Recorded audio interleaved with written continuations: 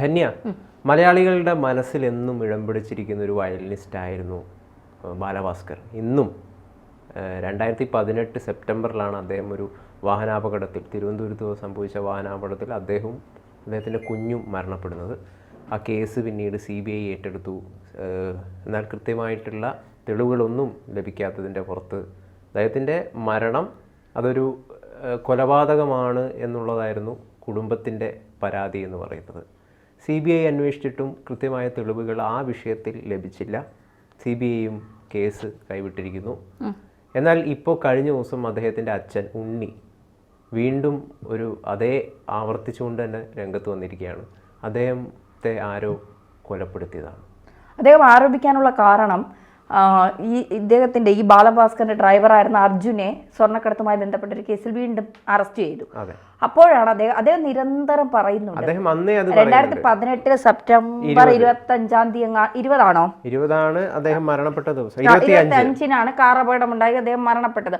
എനിക്ക് തോന്നുന്നു അത് കഴിഞ്ഞതിന് ശേഷം ഇതിൽ സംശയങ്ങൾ ഉണ്ട് എന്ന് പറഞ്ഞ അന്ന് മുതൽ പിന്നെ ഉണ്ണി, അദ്ദേഹത്തിൻ്റെ അച്ഛൻ്റെ പേര്, അദ്ദേഹം പറയുന്നുണ്ട്, ബാലഭാസ്കറിന്റെ അച്ഛൻ പറയുന്നുണ്ട്, എൻ്റെ മകനെ കൊന്നതാണ്, അതൊരു സാധാരണ അപകടമല്ല, അതിൻ്റെ പിന്നിൽ ആരൊക്കെയോ പ്രവർത്തിച്ചിട്ടുണ്ട്, സ്വർണ്ണക്കടത്തുകാരുമായി ഇതിന് ബന്ധമുണ്ട്. നമ്മൾ കുറേയൊക്കെ കേട്ടിട്ടുണ്ട്, ഇദ്ദേഹത്തിൻ്റെ ഈ വയലിനിൽ സ്വർണം കടത്തിക്കൊണ്ടുപോയി, അത് അദ്ദേഹത്തിന് അറിയില്ലായിരുന്നു. പിന്നീട് അദ്ദേഹം അറിഞ്ഞപ്പോൾ അതുമായി ബന്ധപ്പെട്ട് അദ്ദേഹം കൂടുതൽ പിന്നെ വൈകാരികമായി ചില ഇടപെടലുകൾ അതിൽ നടത്തി. അത് ചിലർക്ക് ഉൾക്കൊള്ളാൻ കഴിയാത്തത് കൊണ്ടാണ് അദ്ദേഹത്തെ ഇല്ലാതാക്കിയതെന്നൊക്കെയുള്ള ചില ആരോപണങ്ങൾ പലരും പറയുന്നുണ്ട്. അതിൽ എത്രത്തോളം സത്യമുണ്ട്? കാരണം ഇതൊക്കെ കോടതിയിലിരിക്കുന്ന വിഷയം, അന്വേഷണ സംബന്ധമായ വിഷയമാണ്. അതുകൊണ്ട് നമുക്കൊന്നും പറയാൻ കഴിയില്ല എന്നുള്ളതാണ്. അദ്ദേഹം ഇപ്പോഴും അത് ഒരു മകന്റെ മരണം അതൊരു അപകട മരണമല്ല, ആരോ കൊലപ്പെടുത്തിയതാണ് എന്നതാണ്, അതിൽ ദുരൂഹതയുണ്ടെന്നാണ് അദ്ദേഹം പറയുന്നത്. അത് പറയാനുള്ളൊരു കാരണം കൃത്യമായിട്ട് എന്താണെന്നാണ് ധന്യ മനസ്സിലാക്കുന്നത്? പറയുന്നത് ഈ സ്വർണ്ണക്കടത്തുമായി ഈ നേരത്തെ തന്നെ ഇത്തരം ചില ആരോപണങ്ങൾ.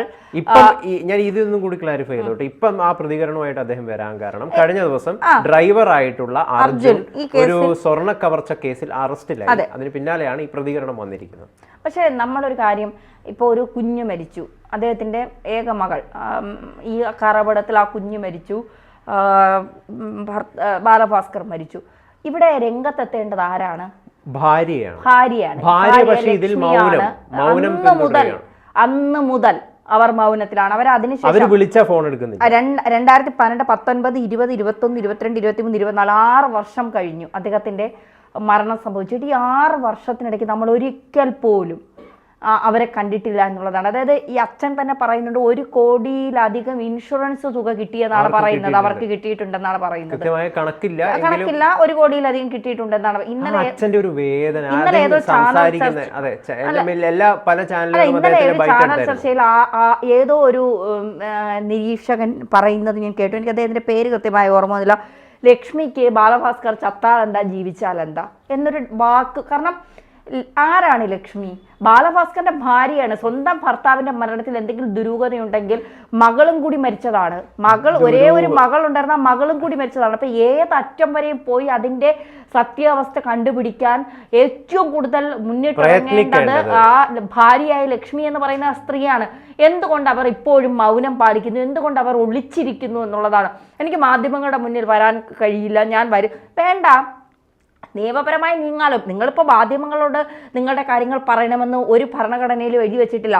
നിങ്ങൾ മാധ്യമങ്ങളെ കാണണമെന്ന് ഞങ്ങൾ ആരും നിങ്ങളോട് പറയുന്നില്ല. നിങ്ങളുടെ വ്യക്തിപരമായ കാര്യങ്ങളിൽ ഞങ്ങൾക്ക് ഇടപെടാൻ താല്പര്യമില്ല. കാരണം ഞങ്ങൾക്ക് 100 കാര്യങ്ങൾ പലതുമുണ്ട്, വാർത്തകൾ, ഇതൊന്നും ഞങ്ങൾക്ക് പക്ഷെ ഒരു അച്ഛൻ്റെ കണ്ണുനീർ, എത്ര വർഷം കൊണ്ട് ആ മകൻ മരണപ്പെട്ട ദിവസം മുതൽ അച്ഛനും അമ്മയും കരയുകയാണ്. ആ അച്ഛനും അമ്മയും മാത്രമേ ഇപ്പോൾ അവർക്ക് കൂട്ടായിട്ട് ഈ ഭാര്യയുടെ കുടുംബക്കാരോ ബന്ധുക്കളോ ഒന്നും ഇവരെ കോണ്ടാക്ട് ചെയ്യാറില്ല എന്നാണ് അച്ഛൻ കഴിഞ്ഞ ദിവസത്തെ മാധ്യമങ്ങൾക്ക് നൽകിയ ബൈറ്റിൽ പറയുന്നത്. ലക്ഷ്മി വിളിച്ചാൽ ഫോൺ എടുക്കാറില്ല, ചില സമയങ്ങളിൽ തിരിച്ചു വിളിക്കാറില്ല, കോണ്ടാക്ട് അധികമായിട്ട് ഞങ്ങളുമായിട്ട് കീപ്പ് ചെയ്യാറില്ല.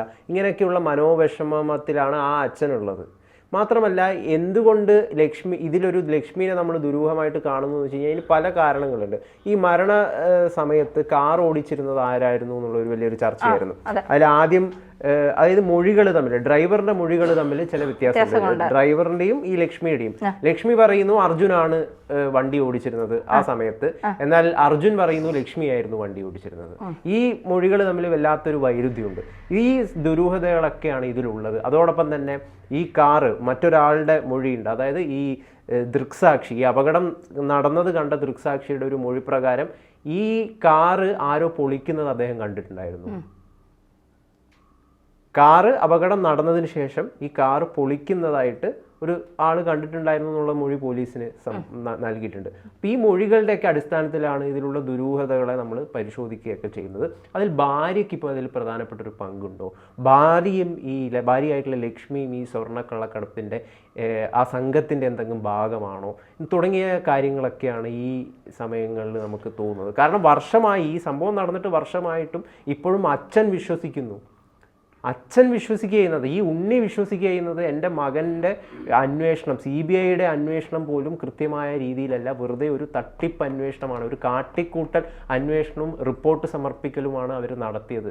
സ്വർണ്ണക്കള്ളക്കടത്ത് സംഘത്തിൻ്റെ ഒരു ഭാഗമാണോ, അവർക്ക് വേണ്ടിയിട്ടാണോ, അവരെ സംരക്ഷിക്കാൻ വേണ്ടിയിട്ടാണോ CBIയുടെ അന്വേഷണവും റിപ്പോർട്ട് സമർപ്പിക്കലും എന്നൊക്കെ അച്ഛൻ ആരോപിക്കുകയാണ്.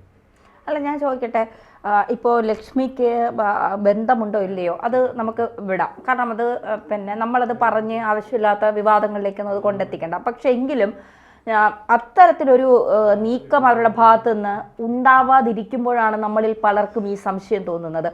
അച്ഛൻ തുടക്കം മുതൽ ഇത്തരം ആരോപണം ഉന്നയിക്കണമെങ്കിൽ അച്ഛൻ എന്തൊക്കെയോ കാര്യങ്ങൾ അറിയാം എന്ന് നമ്മൾ വിശ്വസിക്കേണ്ടിയിരിക്കുന്നു. അല്ലാതെ ഒരാൾ സ്വർണ്ണക്കടത്തുമായി എൻ്റെ മകൻ്റെ മരണത്തിന് ബന്ധമുണ്ട് എന്ന് ആവർത്തിച്ച് ഒരു അച്ഛൻ പറയില്ല.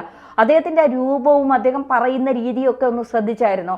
സത്യത്തിൽ മാനസികമായി തകർന്നിരിക്കുന്ന ഒരു അച്ഛനെയാണ് നമ്മൾ കാണുന്നത്. എനിക്ക് തോന്നുന്നു ബാലഭാസ്കർ ഒറ്റ മകനാണെന്ന് തോന്നുന്നു. ആ മകൻ മരിക്കുമ്പോൾ അവരുടെ ഏക പ്രതീക്ഷയാണ് ആ മകനെ ഇല്ലാതാക്കിയത് ആരാണ്, എന്തിനു വേണ്ടിയാണ് എന്നുള്ളത് അറിയാനുള്ള അവകാശം ആ അച്ഛനുണ്ട് എന്നുള്ളത്. മറ്റൊരു പ്രധാനപ്പെട്ട കാര്യം, ഈ ബാലഭാസ്കറിന്റെയും ലക്ഷ്മിക്കും ഒരു മകൾ ഉണ്ടായിരുന്നു. ആ കുഞ്ഞും ഈ അപകടത്തിൽ സ്പോട്ടിൽ മരിച്ചതാണ്. അപ്പോൾ ആ സ്ത്രീക്കും ഒരു ഉത്തരവാദിത്വമില്ലേ? തൻ്റെ ഭർത്താവ് മരിച്ചു, തൻ്റെ കുഞ്ഞ് മരിച്ചു. ആരെയാണ് ഇവർ സംരക്ഷിക്കുന്നത്?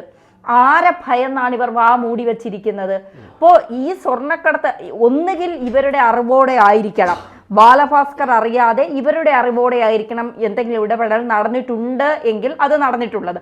ഇല്ലെങ്കിൽ ഈ മരണശേഷം ഇവരെ ആരെങ്കിലും സംശയം, ഇതിൽ സ്വർണ്ണക്കള്ളക്കടത്ത് സംഘത്തിന് ഇതിന്റെ ഭാഗമാണെന്ന് പറയുന്നുണ്ട്.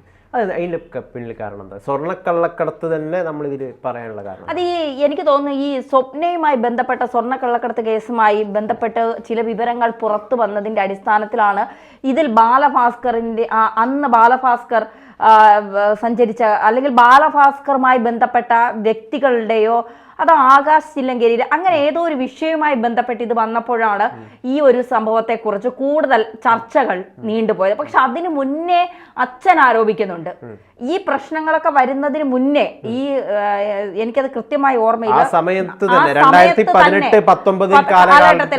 ആ സമയത്ത് തന്നെ അച്ഛൻ ആദ്യമായി ആരോപണവുമായി രംഗത്തെത്തുന്നത് തൻ്റെ മകന്റെ മരണം അപകട മരണമല്ല, ആരോ കരുതി കൂട്ടി കൊന്നതാണ് അവനെ എന്നുള്ളത് ആദ്യം മുതൽ ഈ അച്ഛൻ ആരോപിക്കുന്നുണ്ട്. അന്ന് എല്ലാവരും അത് നിസ്സാരമാക്കി കളഞ്ഞു. കാരണം ഈ പറയുന്ന ഈ സ്ഥലം ഈ പള്ളിപ്പുറം എന്ന സ്ഥലത്താണ്, അവിടെ CRPFന്റെ ഒരു ക്യാമ്പ്, അതാണ് ആ സ്ഥലം അറിയപ്പെടാനുള്ള കാരണം. പള്ളിപ്പുറം, ഈ പള്ളിപ്പുറം എന്ന് പറയുന്നത് മിക്കവാറും അപകടം നടക്കുന്ന ഒരു മേഖലയാണ്. അപ്പോൾ ഈ വാഹനം ഒരു മരത്തിലേക്ക് ഇടിച്ച് കയറ്റി എന്നാണ് പറയുന്നത്.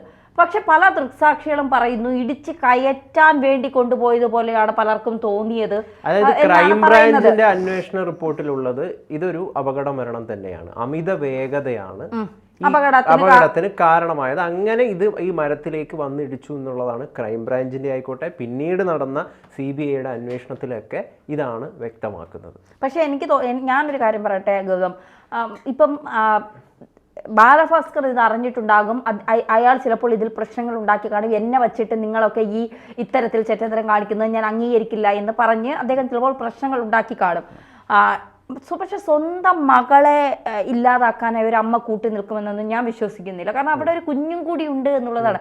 ഒന്നുകിൽ ഇത് വാഹനത്തിനകത്ത് വെച്ച് തന്നെ വാക്ക് തർക്കങ്ങൾ ഉണ്ടായതിന്റെ ഇടയ്ക്ക് വാഹനം പിന്നെ എന്താ പറയുക, നിയന്ത്രണം വിട്ടുപോയി ഇടിച്ച് മരണം സംഭവിച്ചതായിരിക്കാം. ഇതിൽ സ്വർണ്ണക്കടത്തുമായി ബന്ധമുണ്ട് എന്ന് പറഞ്ഞാൽ ഉറപ്പിച്ചോളൂ, ഈ കേസ് ഒരിടവും എത്താൻ പോകുന്നില്ല, ഇത് തെളിയാനും പോകുന്നില്ല. കാരണം പല സ്വർണ്ണക്കടത്തുമായി ബന്ധപ്പെട്ട വാർത്തകൾ നമ്മളൊക്കെ നിരന്തരം കേൾക്കുന്നതാണ്.